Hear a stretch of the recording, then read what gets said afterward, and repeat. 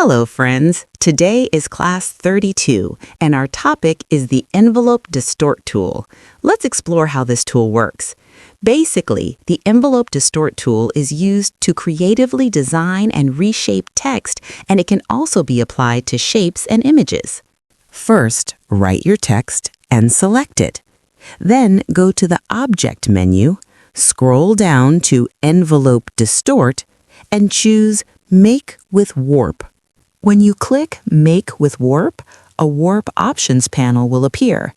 Inside this panel, you will find different style presets. You can select any style according to the design you want to create.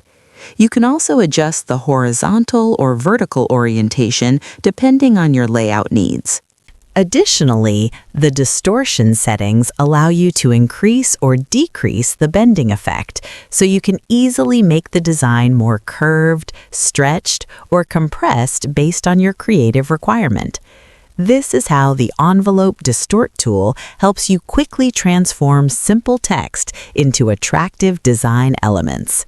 Next, go to the Object menu again and select Envelope Distort, Make with Mesh.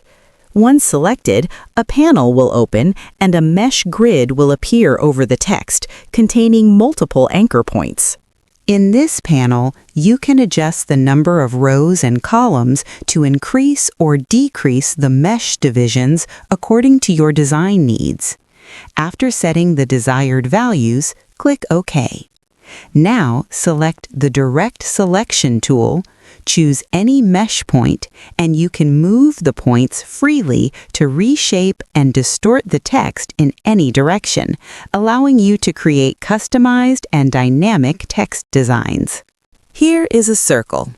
First, bring the circle to the front. Then, select both the text and the circle together. After that, go to the Object menu, choose Envelope Distort, and select Make with Top Object.